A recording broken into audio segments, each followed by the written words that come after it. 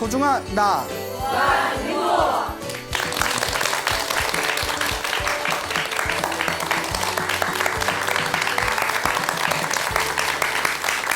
예, 만나서 반갑습니다. 예, 광우 스님이라고 합니다. 날씨가 많이 덥습니다. 그렇죠? 그래서 날씨도 덥고 해서 오늘은 난랑 특집을 준비했습니다. 그래서 귀신 이야기를 한번 해볼까 합니다. 여러분, 귀신 있을까요? 없을까요? 있어요? 또 뭐 다 또 없다고 생각하는 분들도 계실 거고요. 저도 솔직히 말씀드리면 저는 귀신을 한 번도 본 적이 없습니다. 그리고 보고 싶지도 않고요. 예, 여러분 귀신 보고 싶은 분 있으세요? 예, 그렇죠. 당연히 없겠죠. 근데 우리 주변에 보면 정말 그 상식으로는 도저히 설명할 길이 없는 미스테리한 또 사건들도 있기는 합니다. 그래서 저도 귀신을 본 적도 없고 보고 싶지도 않고 뭐 과거에는 귀신을 딱히 믿지도 않았지만 저도 또 이렇게 주변에 일어나는 어떤 신비스러운 어떤 상황이나 또 다른 어떤 스님들의 이야기를 들으면서 또 누군가의 경험담을 들으면서 아, 없다고 말하기도 힘들겠구나 또 그런 어떤 생각이 들 때도 있고 또 우리 불교에서는 또 돌아가신 분들을 우리가 영가라고 부릅니다. 들어보셨죠? 그래서 돌아가신 어떤 죽은 혼령을 영가라고 부르는데 또 실제로 영가들을 위해서 제사를 지내서 또 좋은 곳으로 천도시키는 의식이 실제로 있지 않습니까? 그렇기 때문에 우리가 귀신을 본 적도 없고 영가라는 존재를 우리가 손으로 만져본 적도 없지만 또 우리가 보지 못했다 해서 없다고 말하기도 좀 애매할 것이다 라는 그런 생각을 해봅니다. 제가 군대에 있을 때 실제로 겪었던 일입니다. 제가 귀신 이야기를 하나 해드릴 텐데요. 그 군대에 있을 때 실제로 제가 겪었던 일인데 제가 고등학교를 졸업하고 출가를 했습니다. 좀 빨리 출가를 했죠. 너무 빨리 출가한 것 같아요. 예, 뭐가 좋아서 그래 빨리 출가했는지 고등학교 졸업하고 출가를 하고 이제 스님이지만 대한민국 국민인 이상 국방의 의무가 있습니다.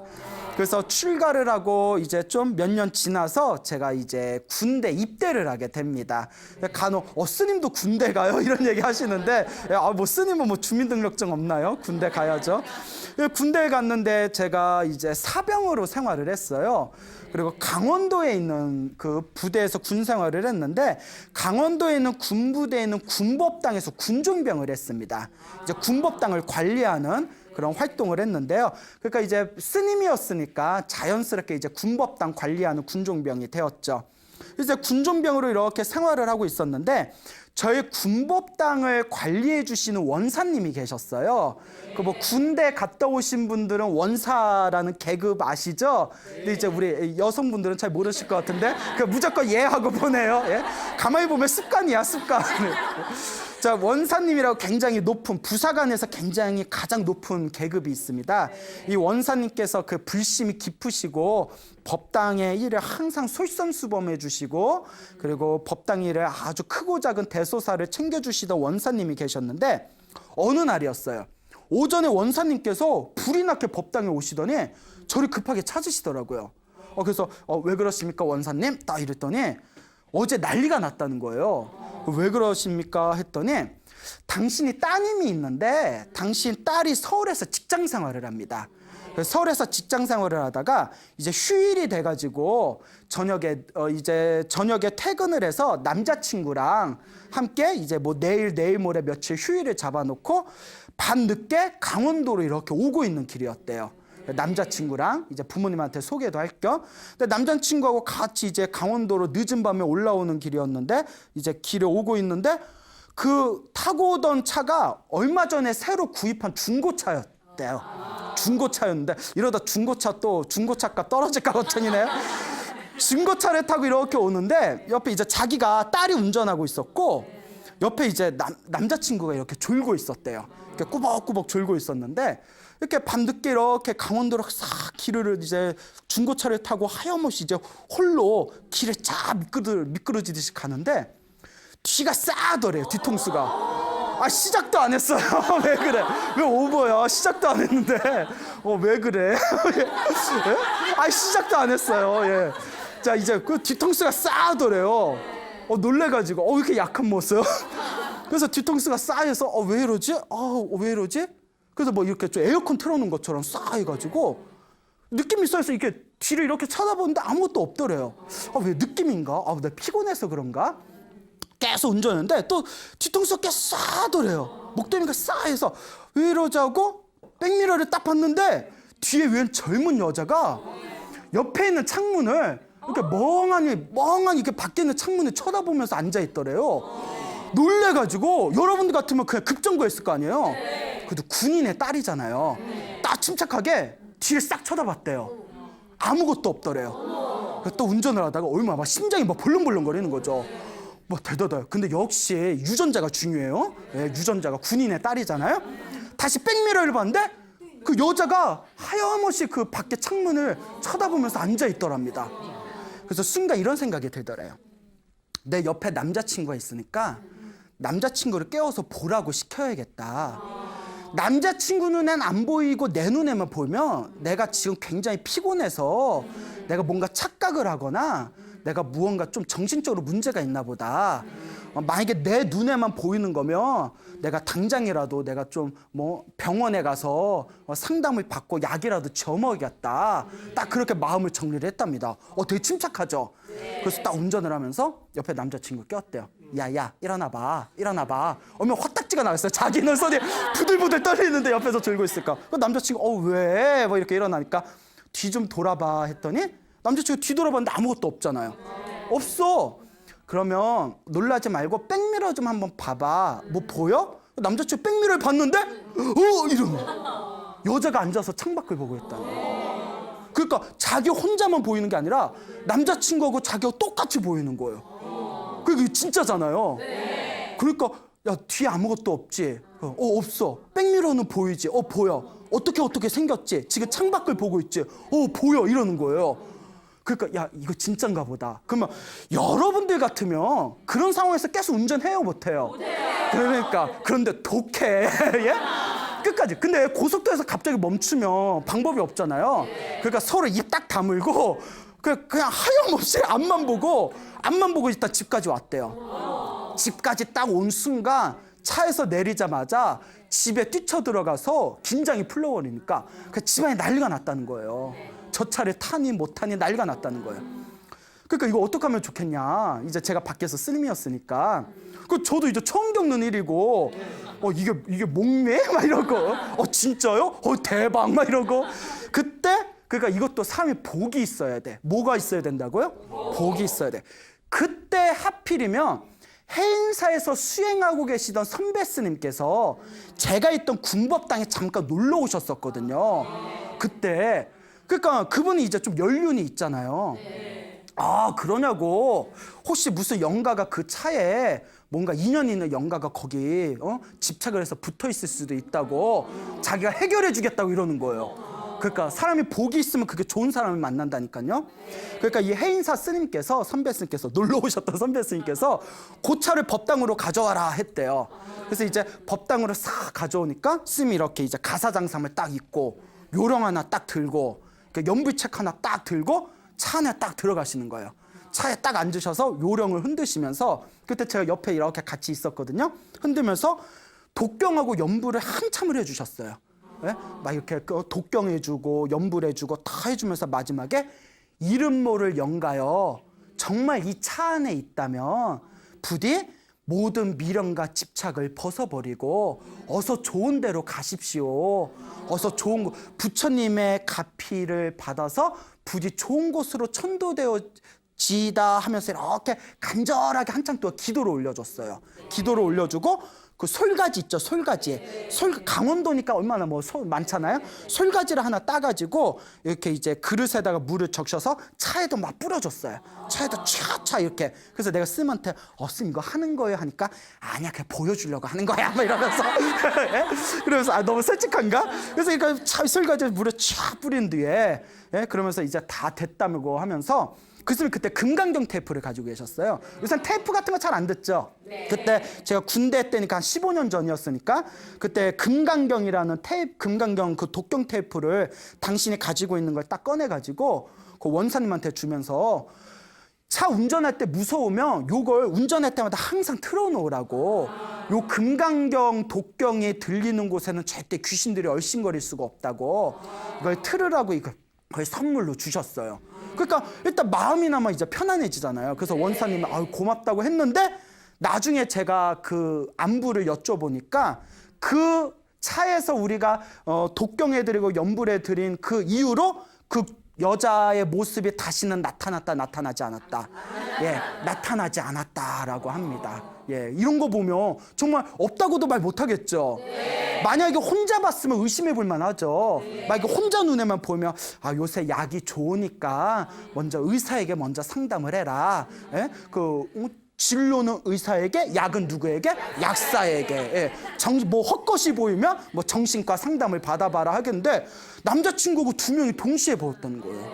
그러니까 이게 정말 무시할 수가 없는 뭔가 이상한 세계가 있구나. 이런 이야기를 한번 해봅니다. 어때요? 땀이 좀 쏙 들어갔어요? 예. 자, 또 우리 불교에는 이런 또 이상한 이야기들이 많기는 하지만 또 요 귀신을 통해서 또 불법의 귀한 이야기가 있습니다. 그 예전에 대만에 몇십 년 전에 주씨성을 가진 거사님이 있었어요. 성이 주씨였는데 그래서 주거사님이라고 부르죠. 이 주거사님이 굉장히 불교에 대해서 불심이 아주 깊고 열심히 수행하면서 그 대만 불교를 널리 일으킨 데 큰 공헌을 하셨대요. 그래서 대만의 어떤 그 당시 미약했던 불교의 세력을 크게 일으켜서 대만 불교를 또 사람들에게 널리 전하는데 굉장히 노력을 많이 하셨던 이 거사님이 한 분 계셨는데 어떤 사람이 이 거사님에게 이 주씨성을 가진 주 거사님에게 질문을 던졌답니다. 아니 거사님께서는 도대체 무슨 인연이 있길래 이렇게 불심이 깊고 이렇게 부처님에 대한 믿음이 뛰어나시냐고 어쩜 이렇게 수행도 열심히 하시고 포교도 열심히 하십니까? 하고 질문을 던지니까 그 주 거사님이 웃으면서 저는 원래 불교 신자가 아니었습니다 이러더래요. 저는 원래 불교 신자가 아니고 불자가 아니었습니다. 그런데 제가 불교 신자가 된 이유가 따로 있습니다. 그러니까 그것 좀 이야기해 주세요. 어떻게 해서 불자가 되신 겁니까? 하니까 이 주 거사님이 웃으면서 그럼 잘 들어보십시오. listen 뭐 이러면서 자 그러니까 이 거사님이 하신 얘기가 당신이 젊었을 적에 종교를 안 믿었대요. 종교 같은 걸 안 믿었는데 당신이 젊었을 적에 어디 친구 집에 가서 친구 집에서 한참 동안 놀았답니다. 한참 동안 놀았다가 해가 지고 이제 날이 조금 늦은 밤이 되었을 때 친구 집에 나와서 이제 집으로 향하고 있었는데 친구 집에서 자기 집으로 가려면 그 큰 산을 하나 넘어야 됐대요. 산을 하나 넘어야 되기 때문에 이렇게 산길을 걷고 있는데 산길 여러분 혼자서 걸어가 본 적 있으세요? 그래요? 예, 그래요. 예. 그냥 걷지 마세요. 그러면 예, 무서우면 혼자 근데 이렇게 길 혼자 저도 산에 있을 때 혼자 길 이렇게 걸으면 정말 좀 싸하거든요. 그러니까 이제 산길을 이렇게 걷는데 산길을 이렇게 걷는데 앞에 웬 여자가 이렇게 길을 걷고 있더래요. 여자가 이야기 아직 시작도 안 했어요. 예, 자 산길을 이제 여자가 싹 걷고 있는데 아니 왜 늦은 야밤에 웬 처녀가 저렇게 위험하게 혼자 길을 걸어? 이런 생각이 들더랍니다. 그러니까 자기는 이렇게 걷고 있고 여자는 앞에 이렇게 가고 있는데 가는데 느낌이 이상하더래요. 뭐지? 느낌이 이상해서 이렇게 눈을 부비고 이렇게 뭐지 하고 자세히 봤는데 발이 없더래요. 네? 그 주거사님이 하시는 얘기가 그 앞에 있는 여자가 발이 없더래요. 그러니까 보통 여자하고 뒷모습이 똑같아서 걷는 게 그 똑같이 걸어서 의심조차 안 하고 이상하다 뭐가 이상하지 봤더니 발이 없는 상태에서 허공을 걷고 있더래요. 순간 내가 친구하고 술을 마셔서 내가 헛것을 봤나 내가 꿈을 꾸나 얼마나 놀랐겠어요. 볼을 꼬집고 눈을 비비고 아무리 봐도 발 없는 여자가 허공 위를 이렇게 걸어가고 있더래요. 그때 여자가 싹 쳐다봤으면 심장이라도 멎었을 텐데 자기는 신경도 안 쓰고 그냥 계속 앞만 보고 가더래요. 순간 자기가 어떻게 집에 왔는지 기억도 안 난대요. 어떻게 왔는지 집에다 이제 기억도 안 나는데 그때 이분이 정신 차리고 문득 이런 생각을 했답니다. 내가 본 게 분명히 귀신이 맞다.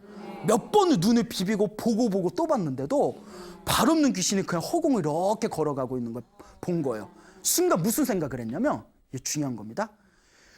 귀신이 정말 있으면 부처님 보살님도 정말 있겠구나 라는 생각이 들더래요.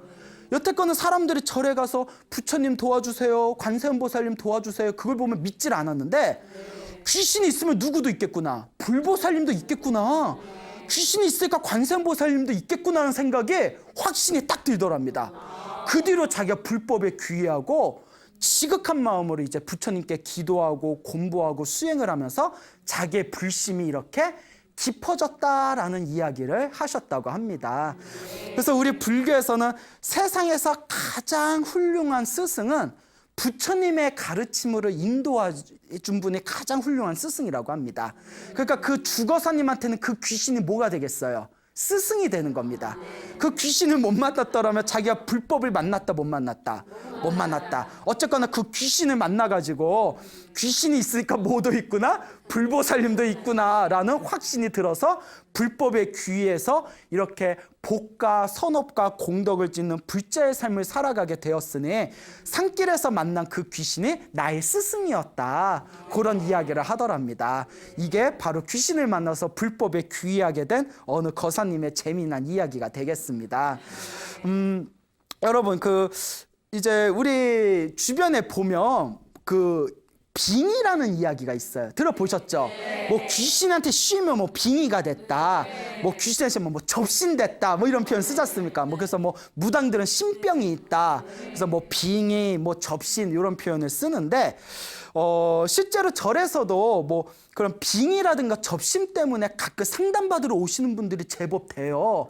그러면 뭐 저희들은 이제 기도를 많이 하셔라, 그것도 다 내 업보니까 기도를 많이 하셔야 된다, 이렇게 상담을 드리는데 어느 불자님이 직접 겪으셨던 경험담입니다. 어느 노보살님이 계셨는데 초등학교 교사 출신이세요. 그래서 평생을 교사로 사시다가 정년퇴임을 하신 불심이 깊으신 그런 보살님이 한 분 계셨는데, 이분이 당신이 젊었을 적에 빙의가 된 적이 있었대요. 접신이 된 적이 있었대요. 그러니까 이제 빙의가 돼가지고 몸도 마음도 완전히 피폐해지고 얼굴도 완전히 새까맣게 타버리고 눈빛도 변해버리고 너무나 힘들고 괴롭더래요. 그러니까 이건 안 걸려본 사람은 몰라요. 뭐 또 걸려보고 싶지도 않고, 예. 그러니까 주변에서는 사람들이 자기가 큰 병이 걸린 줄 알고 엄청 걱정을 하는데 이게 창피해서 말도 못 하겠더래요. 네, 이분이 이제 고민을 하게 됩니다. 근데 여러분, 중요한 게 이런 어떤 영적인 문제를 닥쳤을 때는 스승을 잘 만나야 돼요. 누구를 잘 만나야 된다? 스승을 잘 만나야 돼. 이런 희한한 병에 걸렸을 때 잘못하다 사이비를 만나게 되면 재산도 날아가고, 몸도 날아가고, 마음도 완전히 날아가고, 그러니까 정법을 만나야 됩니다. 그러니까 이분이 고민하다가 이거 빙의 현상 때문에 사람들한테 창피해서 말은 할 수 없고 고민하다가 누가 추천을 해가지고 어느 큰 스님, 기도를 많이 하셨다는 큰 스님을 만나게 됩니다. 근데 다행히 이 보살님이 좋은 스님을 만난 거예요. 그러니까 이 큰 스님이 이렇게 딱 보더니 21일 동안, 37은 20일, 21일 동안 하루에 지장보살을 1000번씩 연불 해라 라고 시켰대요. 지장보살. 불교에서는 지장보살이 지옥에 있는 중생을 제도하는 분이 지장보살이라고 하거든요. 그러니까 하루에 1000번씩 21일 동안 지장보살을 연불했대요. 지장보살. 21일 동안 하라는 대로 다 한 뒤에 아무런 효과가 없더래요. 그래서 다시 큰 스님을 찾아갔대요. 그 큰 스님이 딱 이렇게 보더니 그러면 이제부터 내가 숙제를 내줄 테니까 내가 하라는 대로 해야 된다 하면서 뭐라고 하냐면 아까 지장보살을 하루에 1000번씩 연불하라고 했잖아요. 네.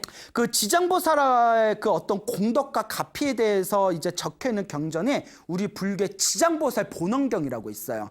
줄여서 지장경이라고 하는데, 지장경을 100독을 읽어라 라고 했대요. 100번을 읽어라. 그게 한 번 읽는데 2-3시간 걸리거든요. 이제 한글로 읽어야 뜻이 이해가 되죠. 그래서 한글로 그걸 이제 매일매일 읽을 때 100번을 읽고 100번을 읽을 때마다 천도제를 지내라. 내 몸에 이제 인연이 있는 그런 어떤 영가들이 다들 천도될 수 있게 천도제를 올려라. 근데 이제 천도제를 혼자서 개인이 천도제를 지내려면 뭐 과일값도 비싸고 재물도 비싸고 해서 경제적으로 좀 부담이 될 수 있으니까 이렇게 신도분들이 서로 이렇게 같이 시주를 모아가지고 올리는 합동천도제라고 있어요. 합동천도제는 좀 경제적으로 덜 부담스럽거든요. 그러니까 100번 지장경을 100번 읽은 뒤에 100번을 읽고 나면 항상 천도제를 올려라 라고 이렇게 숙제를 내줬답니다. 그리고 보살님이 이게 계속 지장경을 매일매일 읽었대요. 그 2-3시간씩 매일매일 읽었는데 그렇게 읽고 또 읽었는데도 별로 효과를 못 느꼈대요. 처음에는. 근데 이게 중요합니다. 대부분의 이 불자님들이 상담을 오시면 기도를 시키면 몇 번 기도해 본 뒤에 효과를 못 느끼면 중간에 멈추는 경우가 많아요.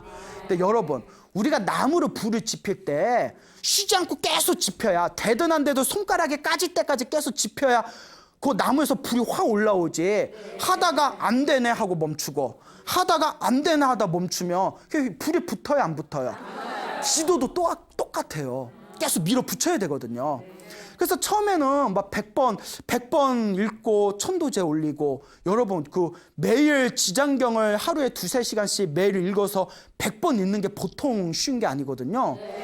그런데 그걸 꾸준히 했는데 처음엔 효과를 못 느끼다가 자꾸 하다 보니까 확실히 마음이 좀 편안해지더래요. 마음이 편안해져서 자꾸 했는데 600독을 읽었답니다. 600번. 대단한 거죠? 600번을 읽고 6번째 천도제를 올렸대요. 근데 그날 밤에 드디어 꿈을 꿨답니다.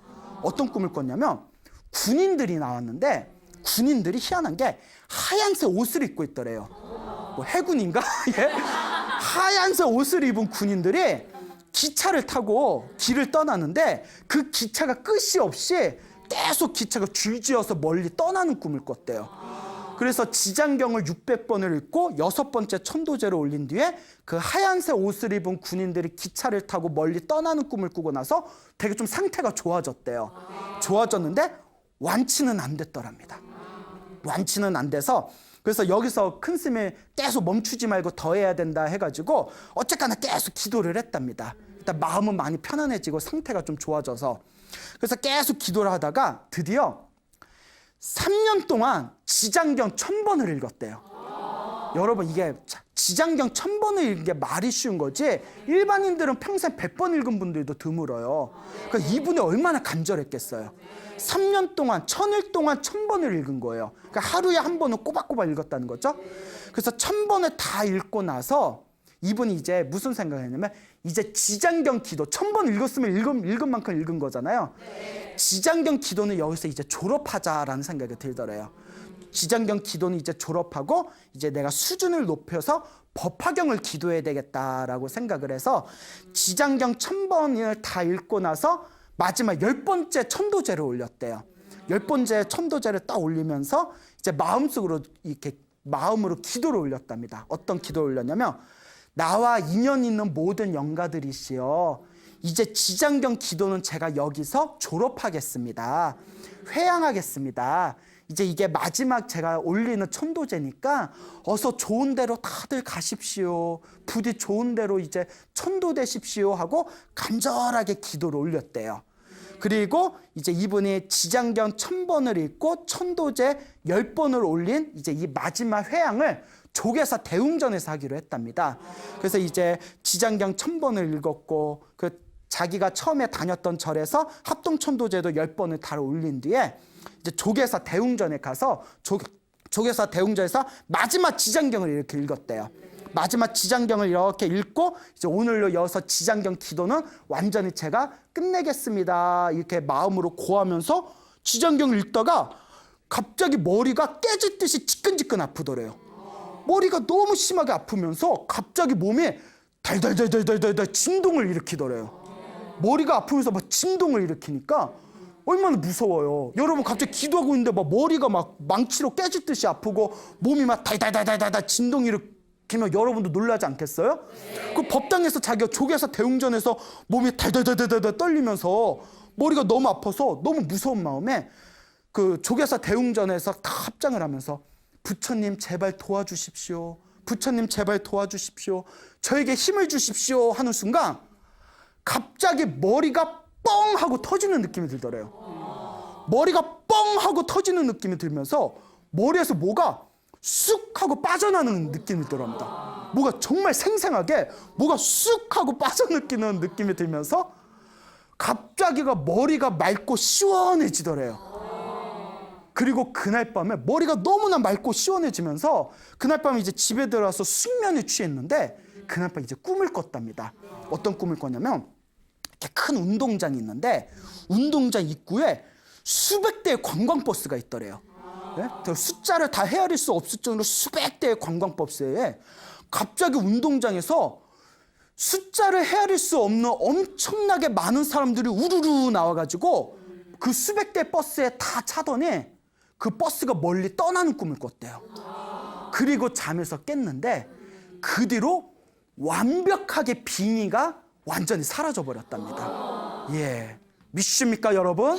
예. 그래서 그분께서 이제 그와 같이 당신이 실제로 경험하셨던 그런 이야기를 이제 저랑 굉장히 친하게 지내는 우리 청년 불자에게 자기가 있었던 일을 얘기한 것을 그 우리 청년의 불자가 나 법문할 때 써먹으라고 이렇게 자기가 들은 얘기를 해준 겁니다. 저도 이 이야기를 듣고 어찌나 재밌던지 여러분 믿음을 가지시길 바랍니다.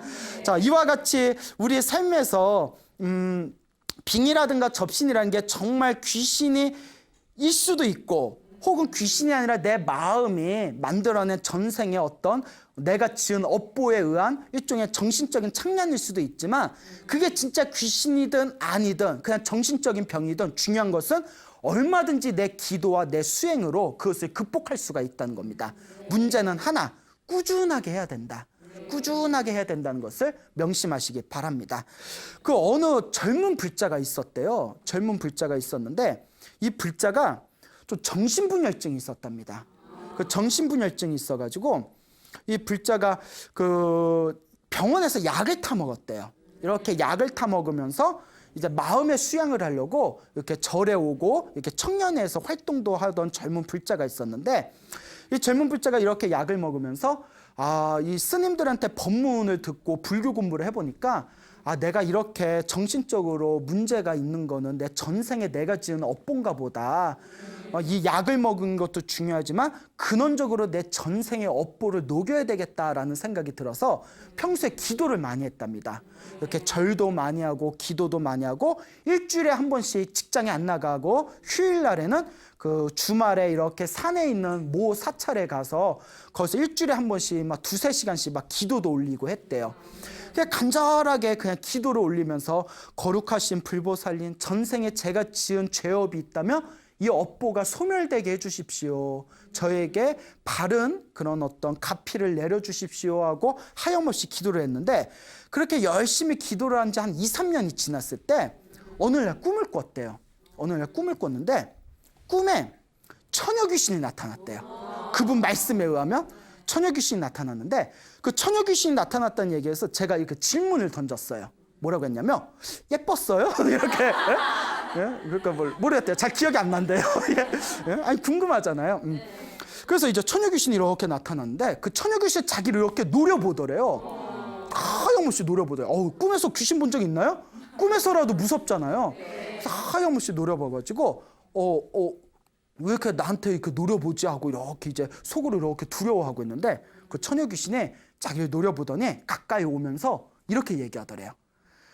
네가 나한테 한 짓을 생각하면 1000년 만년 더 괴롭혀주고 싶지만 네가 하도 기도를 열심히 해서 너와 나 사이의 원한이 사라졌다. 이제 기도를 이렇게 열심히 하는 너를 더 이상 내가 괴롭힐 수가 없구나. 그러니 내가 아직도 너에 대한 그런 어떤 내가 너에 대한 어떤 안 좋은 마음이 있지만 여기서 내가 이제 원한을 풀고 내가 이제 떠나겠다 하면서 그렇게 꿈에서 사라지는 그런 꿈을 딱 꿨답니다. 그 꿈을 꾸고 나서 그렇게 뭐가 짐이 하나 이렇게 던져진 것처럼 몸과 마음이 이렇게 편안하더래요. 그 뒤로 이제 그 약 탈 때마다 의사하고 상담을 하는데 그렇게 얼마 시간이 지난 뒤에 의사가 고개를 갸웃거리더니 상태가 많이 좋아지신 것 같다고 약을 좀 줄여봅시다 하더니 그 꿈, 처녀 귀신이 이제 너와 나 사이의 원한은 여기서 이제 끝내겠다 하고 그 처녀 귀신이 사라지는 그 꿈을 꾸고 난 뒤에 이제 약을 완전히 끊게 되었답니다. 그러니까 그 젊은 불자가 하는 얘기가 어쩌면 자기 전신분열이 자기는 못 느꼈지만 아마 전생에 원한이 있는 처녀 귀신이 자기 몸에 붙어서 자기 정신적으로 그 문제를 일으켰던 것이 아닌가, 그런 이야기를 한 것을 제가 들은 적이 있습니다. 이런 얘기 들으니까 참 무섭죠. 그러니까 여러분 여러분 뒤에 뭐 있다 뭐 이래버리면 장난이고요.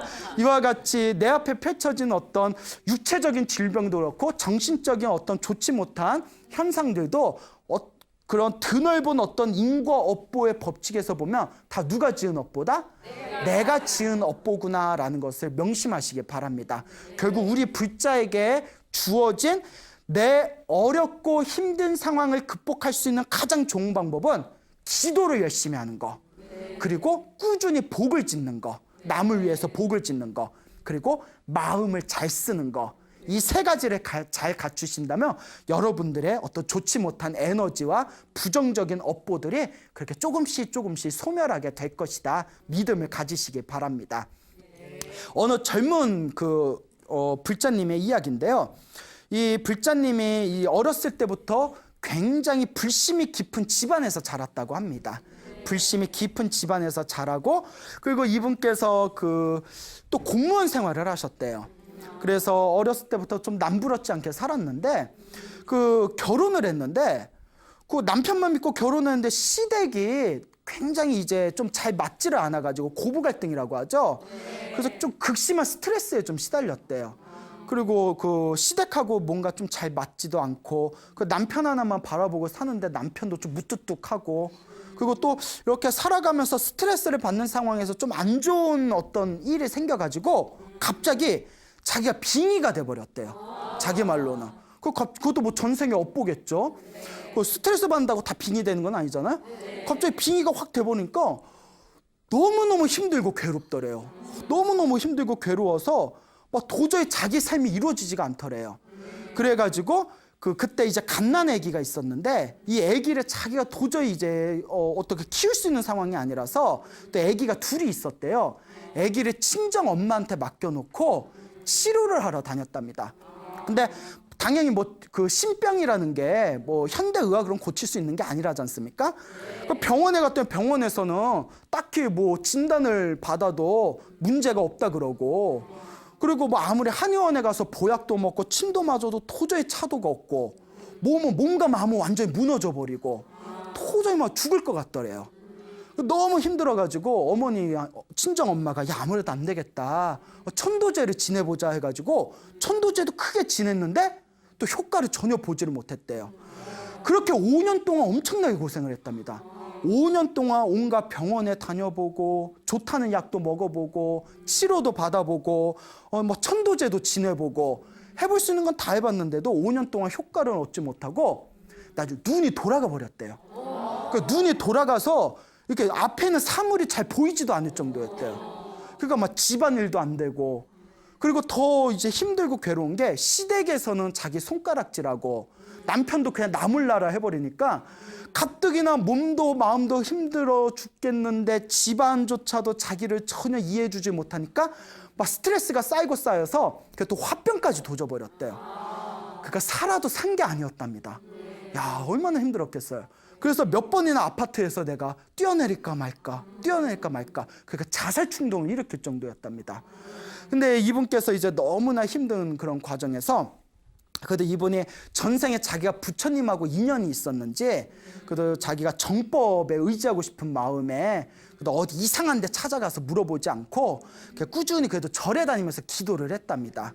근데 꾸준히 절에 다니면서 기도를 했지만 사실 절에서 천도제도 지내고 좋다는 기도도 해봤지만 효과를 얻지 못하는 상황에서 어느 날 자기가 어느 이렇게 법당을 갔는데 그 법당에서 항상 하루 종일 앉아가지고 법화경이라는 책이 있어요. 부처님 법화경이라는 경전이 있는데 하루 종일 법화경을 사경하는 보살님이 있더래요. 노보살님이. 근데 노보살님의 고요하고 편안한 미소를 지으면서 법화경을 사경하는 모습이 그렇게 아름다워 보이더래요. 그래서 노보살님한테 이런저런 얘기를 하다가 자기 이제 겪고 있는 상황을 솔시원하게 이렇게 털어놨답니다. 내가 몇 년 전부터 빙의에 걸렸고 5년이 넘게 온갖 치료도 받아보고 했는데 전혀 효과는 없고 지금 막 눈동자가 뒤틀려가지고 사물이 보이지도 않고 막 몇 번이나 그냥 죽을까 말까 막 하루에도 몇 번씩 자살 충동을 느끼고 어떻게 해야 될지 모르겠다고 했더니 노보살님 막 그 이야기를 들어주면서 노보살님도 막 눈물을 닦고 상담하는 그 젊은 보살님도 빙의 걸린 보살님도 막 대성통곡을 하면서 그러면서 이렇게 상담을 하다가 노보살님이 이렇게 손을 꼭 잡아주면서 법화경을 사경하라고 우리 법화경을 이렇게 부처님 법화경 사경하면서 공덕을 얻으신 분들이 많다고 이렇게 추천을 하더랍니다. 순간 요 이제 보살님이 이렇게 고민에 빠졌대요. 요 빙의에 걸리신 보살님이 그동안 절에 다니면서 천도제도 여러 번 했대요.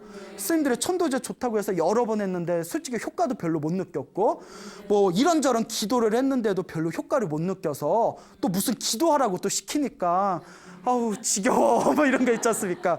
그래서 이제 고민하다가 그래 뭐라도 내가 해야 되지 않겠냐. 이분이 그래도 전생에 복이 있는 거예요. 아예 복도 없는 사람은 이런 인연도 못 만나요. 그래서 그 법화경을 사경하던 노보살님이 추천하신 그 어느 법사 스님을 이렇게 만나 뵀대요. 그래서 그 노스님한테 자기 상황을 얘기했더니 노스님이 딱 듣더니 법화경 책을 주면서 그 한글로 된 법화경 책을 주면서 37은 20일 21일 동안 이 책을 통째로 한 권씩 써라. 20일 그러니까 하루 종일 써야 돼요. 21일 동안 요 법화경을 통째로 한 권씩 쓰는데 3번은 써야 된다. 3번을 써라 이랬대요. 그러니까 알겠어요 했는데 그러니까 요 큰 스님이 이거 매일 써야 됩니다. 매일 써야 되는데 너무 바빠서 못 쓸 때는 4줄이라도 써라 시켰대요. 넉 줄이라도 써라. 그러니까 알겠다고 하고 이렇게 쓰려는데 그 문제가 눈이 뒤틀려가지고 글씨도 잘 안 보인다는 거예요. 눈이 이제 뒤틀리니까 글씨도 잘 안 보여 쓰려니까 막 눈이 쓰리고 아프고 그래서 넉 줄이라도 쓰라고 했으니까 딱 넉 줄만 쓰고 그냥 이렇게 엎드려 버렸대요. 근데 이분이 자꾸 억지로 잠이 드는 버릇에 빠지게 된 게 잠자는 순간만큼은 더 이상 좀 괴로움이 덜하니까 그 일종의 현실 도피가 되는 거죠. 그러니까 돈이 많은 사람은 막 약물 같은 데 빠져들고 뭐 돈 없는 서민들은 그냥 수면제 같은 거 먹고 자꾸 잠만 들고 그 집안일이 꼴이 아니라는 거예요. 그러니까 집안도 엉망이고 애들도 막 그냥 애들도 나몰라라 해버리고 그 집안일이 다 엉망이 돼버리니까 아우 내가 이러면 안 되겠다 해가지고 그냥 아픈 눈을 부여잡고 죽기 살기로 썼답니다. 그러니까 여러분 기도를 하려면 이렇게 좀 도끼가 있어야 돼요.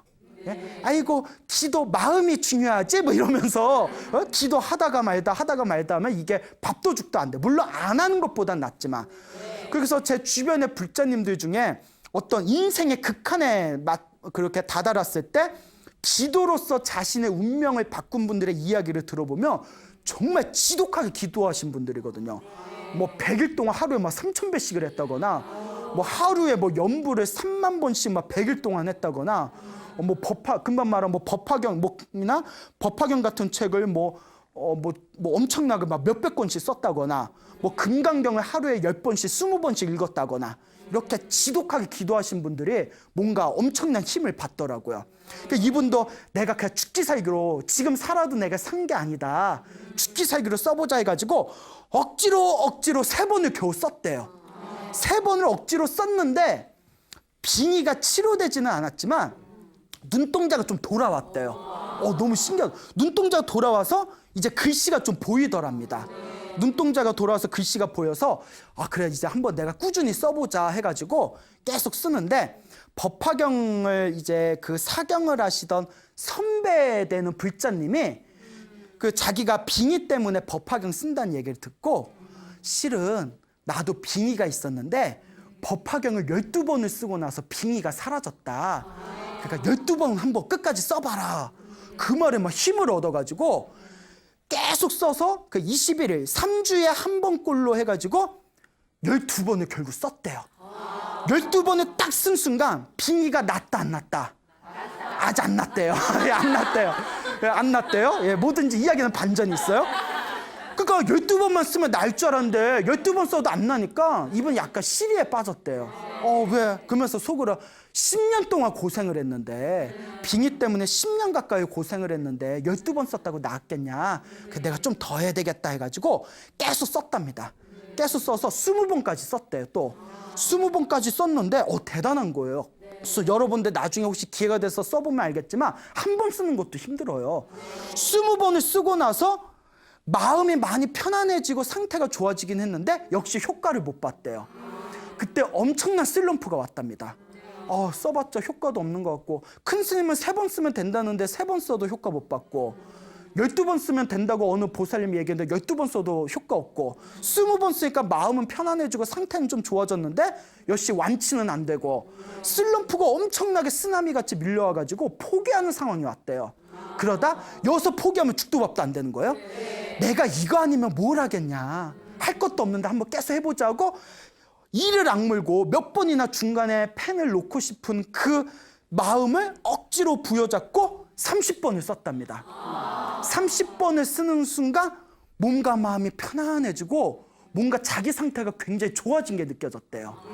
그리고 33번을 쓴 순간 몸과 마음이 아주 고요하고 편안해지면서, 그리고 자기를 괴롭히고 있던 아주 극심했던 빙의로 인한 두통이 싹 사라져 버렸답니다. 그 주변에서도 자기를 보는 눈길이 바뀌었대요.